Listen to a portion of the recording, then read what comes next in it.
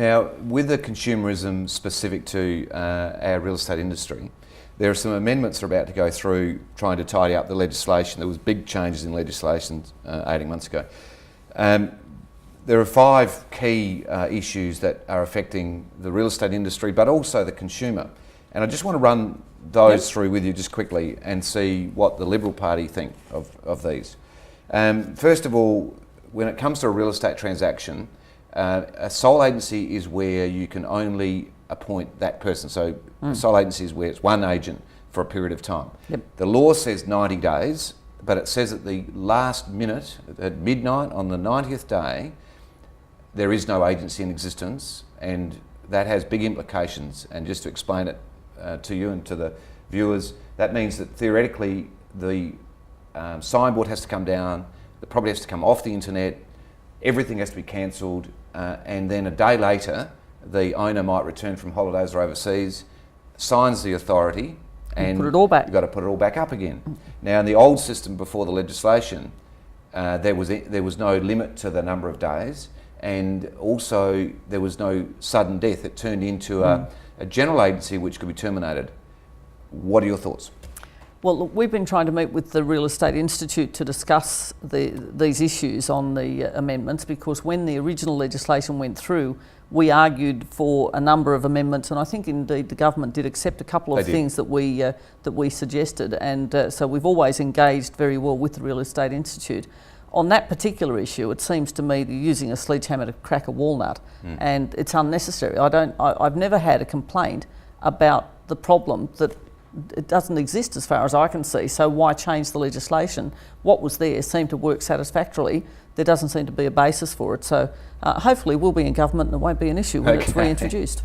Now the next one is just a simple practical matter. Everybody who's looking at property would be given statutory forms or the equivalent, which is a series of legal documents. It's not allowable for us to leave them on a table and have them available. We actually have to physically give the purchaser one of these. The reality out in the field is that the purchaser gets very annoyed with having these forms thrust upon them, and they actually get quite aggro, and the outcome of that is that we end up with non-compliance because the salespeople get sick of being abused and so they leave them on the table. Look, that's a no-brainer, isn't it? It's a no-brainer to say, look, as long as they're available, and perhaps even people are made aware, so they're not just on the table, but there's a sign or something saying, this is the statutory forms, if you want to know about this, take one of these. But it seems to me a nonsense, especially to cut down the number of forests that must be cut down to provide the amount of paper to comply with an unnecessary piece of legislation. In reality, it actually adds to the cost of the business, so therefore ends up ultimately costing the consumer more. So I think we've achieved the objective of getting people to know they're there, so probably it had a place. Okay, so we're on the same track there. The vendor statement, which is a legal document which needs to be presented to them. Now, it's common nowadays to transact across internationally, and it's now common not to have fax machines, which has gone the whole circuit. Everybody's using email. What is the government's attitude to serving documents by electronic form? Look, I think provided the right protocols are put into place, as you say, I mean, when you're dealing with things across the internet these days, it's impossible to simply send things via mail or fax and do them in a timely manner and be assured that everything's okay. So I think we need to do some more work on the protocols to make sure that there's no chance of fraud and so on, but subject to that, I can see no reason why we wouldn't actually move to electronic versions of most of those things. I mean, they used to be called Section 7s, I think, when I was doing conveyancing, but I have seen a lot of them in my time, Anthony. I've read a lot of them and explained a lot of them to would-be purchasers. So you'd have no issue at all with electronic? No, provided, I mean, as I said, we need to make sure that there's protocols in place to ensure that there's no one acting fraudulently and things like that, because, that'd be the case with a fax? That's right. So, right, and now auctioneers, those of you, have you been to an auction lately?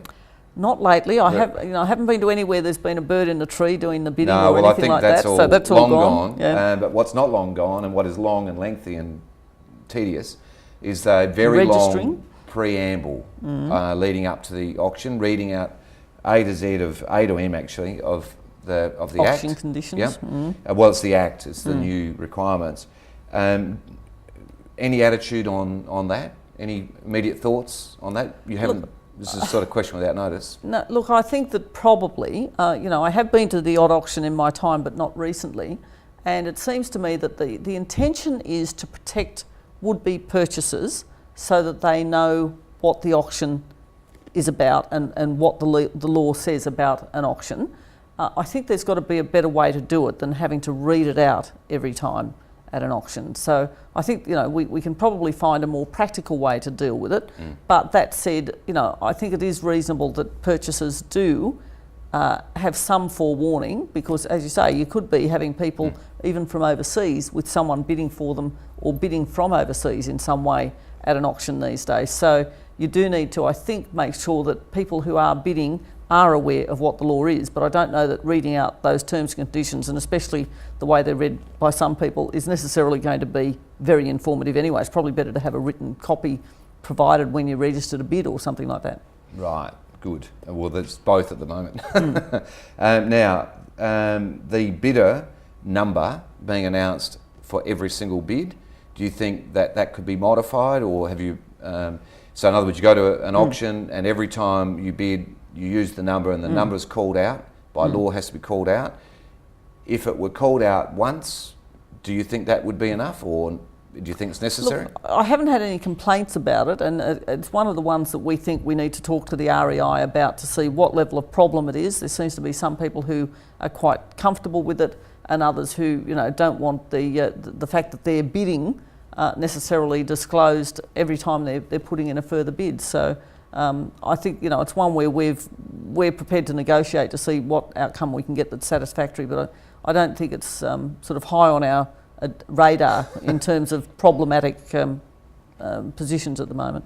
Now, another practical issue with related parties, and in theory there's a view that if you were operating an office or selling in, let's say, a Harcourt's office, one of 100 offices or something, that anyone within the whole 100 offices that sold to a relative or a close friend, or particularly a relative, would need to get exemption under the Act, which involves an expensive valuation. Yep. It really slows the process.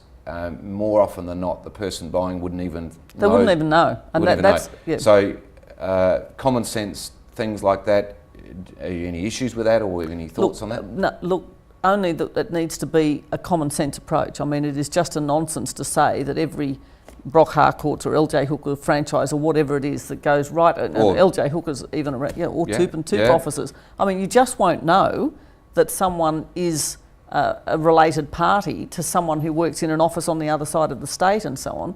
And I have seen cases erupt afterwards when someone finds that out, and there's nothing untoward about the transaction at all, but nevertheless it ends up in expensive legal proceedings because of a contest on that issue. And so I think that, again, we need to adopt a practical common sense approach, and we'll talk to the Real Estate Institute about their suggestions for how we deal with it, because clearly it is appropriate in some circumstances where, if your agent wants to sell to his wife and negotiates with you that it's the best price they're going to get and so on, then you'd have a question mark and there needs to be a disclosure. But on the other hand, if it's someone on the other side of the state and it's the sister of someone who works in a different agency somewhere across the country, it's just a nonsense. This is actually quite a big one. It may not seem it, but it's a bit like that sleeping one in the devil's in the detail, because it actually means that pretty much the whole industry is probably operating illegally because they wouldn't even know. That's right, and they don't know what's going to happen when someone turns around and sues them. Yes, right, exactly.